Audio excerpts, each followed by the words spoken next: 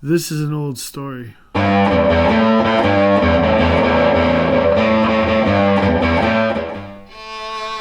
babe and I went down to New York City around the time of the sewing. Figured I'd pick up a snakeskin jacket and something crackling and evil and snide from my twisted twin.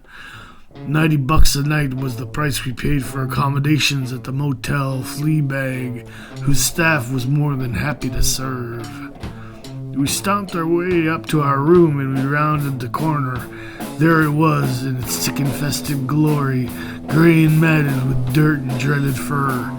It sat there staring up at us, crouched on the floor, a fat, lazy cat. I almost reached down to pet the damn thing when my babe grabbed my arm and pointed in confused horror. It was the weirdest thing I'd ever seen, the goddamn cat. It had 8 tails.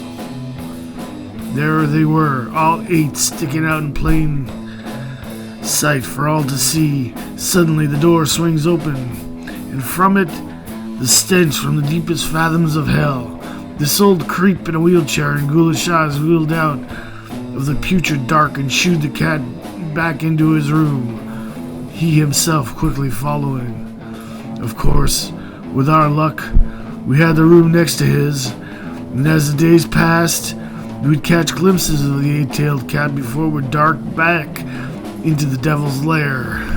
Soon after, I awoke to the sound of hammering. At first I thought it was the LSD, but then I realized the hammering was real and it wasn't coming from outside, it was coming from next door. I lay there and pictured the bald guy with ghoulish white eyes, sitting in his chair, maybe in his grandmother's favorite dress, preparing a coffin for the dead prostitute he had neatly tucked away in his freezer. The hammering would continue. Every morning we'd lie awake listening to thud, thud, thud.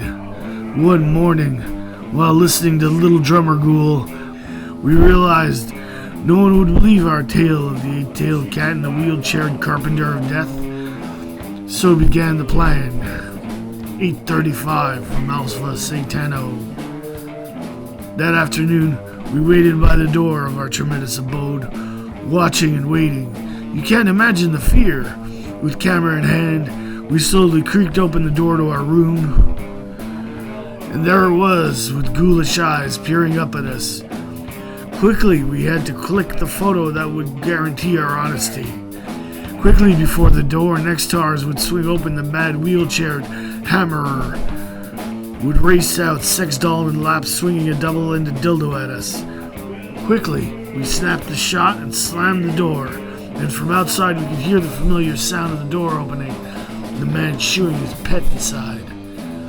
We went home a couple days later, developed the photos, and true enough, it wasn't the Jolt Cola or surviving on hot dogs from Gray's Papaya for 2 weeks. There it was, the 8-tailed cat with glowing eyes. But we never did find out the truth of the morning's hammerings.